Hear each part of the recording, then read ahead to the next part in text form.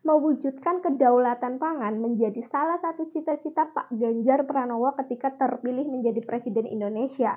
Bahkan banyak pihak yang menilai jika Pak Ganjar mampu mewujudkan program kedaulatan pangan ini.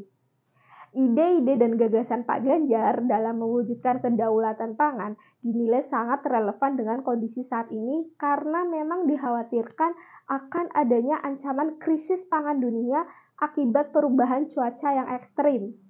Dan sudah pasti jika melihat ancaman itu, kedaulatan pangan menjadi hal yang krusial lantaran jika Indonesia berhasil mewujudkan kedaulatan pangan, maka kesejahteraan rakyat akan tercapai dan yang paling penting bangsa Indonesia bisa menjadi negara yang berdikari dan berdaulat di bidang pangan, sehingga tidak akan mengalami krisis pangan. Menurut Pak Ganjar, salah satu cara yang bisa dilakukan untuk mewujudkan kedaulatan pangan adalah dengan melakukan riset dan memanfaatkan teknologi di bidang pertanian, peternakan, dan perikanan.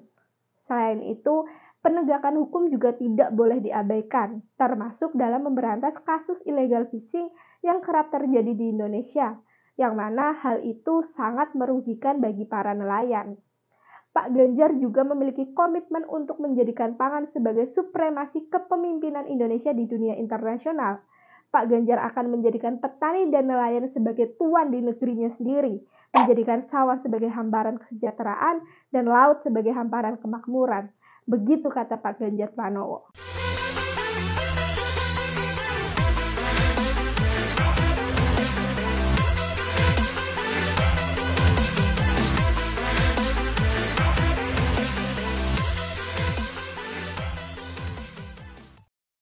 Halo Besti, balik lagi bareng aku Tia Fitria. Kita lanjutin lagi ya pembahasan tentang kedaulatan pangan ini. Jadi, dengan adanya kedaulatan pangan, nantinya akan terjadi pemenuhan hak manusia atas pangan yang berkualitas, bergizi baik, dan pastinya diolah sesuai dengan kearifan lokal yang ada. Prinsip produksi dalam mewujudkan kedaulatan pangan itu harus menggunakan sistem pertanian yang berkelanjutan dan pastinya ramah lingkungan.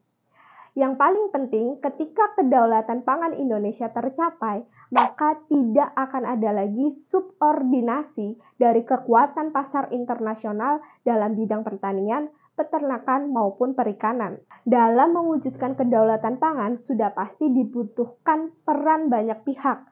Tidak hanya para petani yang sudah bekerja keras untuk memproduksi bahan pangan, tetapi juga harus ada peran dan dukungan dari pemerintah untuk menjadikan bangsa Indonesia sebagai negara yang mampu menciptakan swasembada pangan.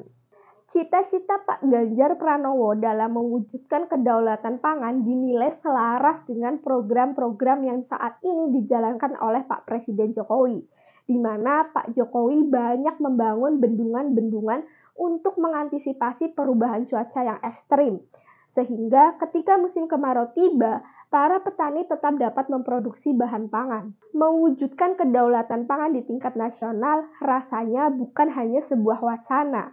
Karena dengan melihat rekam jejak Pak Ganjar Pranowo yang berhasil membawa Provinsi Jawa Tengah sebagai lumbung pangan, maka kedaulatan pangan tidak mustahil untuk diwujudkan di tingkat nasional. Selama 2 periode menjabat sebagai Gubernur Jawa Tengah, Pak Ganjar Pranowo berhasil menjadikan 5 daerahnya sebagai lumbung pangan, yaitu pertama Grobogan, Cilacap, Sragen, Demak, dan yang terakhir adalah Pati. Salah satu cara yang dilakukan oleh Pak Ganjar dalam mewujudkan kedaulatan pangan di Jawa Tengah adalah dengan menggagas program Kartu Tani. Meski awalnya program ini sempat mendapatkan hujatan, namun ternyata program ini berhasil membawa dampak yang positif loh.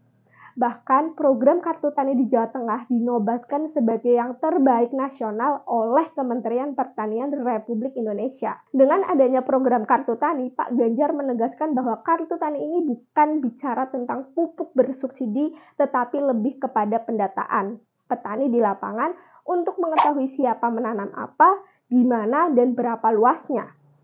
Dari data tersebut, kemudian dapat dijadikan dasar untuk pengambilan kebijakan yang sesuai dengan kebutuhan petani di lapangan sehingga kedaulatan pangan dapat terwujud. Menurut Pak Ganjar, data pertanian itu sangat penting dalam upaya mewujudkan Indonesia sebagai negara yang mampu swasembada pangan. Selain Provinsi Jawa Tengah yang mendapatkan penghargaan sebagai provinsi dengan program Kartu Tani Terbaik Nasional, Pak Ganjar Pranowo sendiri juga menerima penghargaan dari Kementerian Pertanian. Bukan hanya satu penghargaan loh Besti, tetapi 2 penghargaan sekaligus.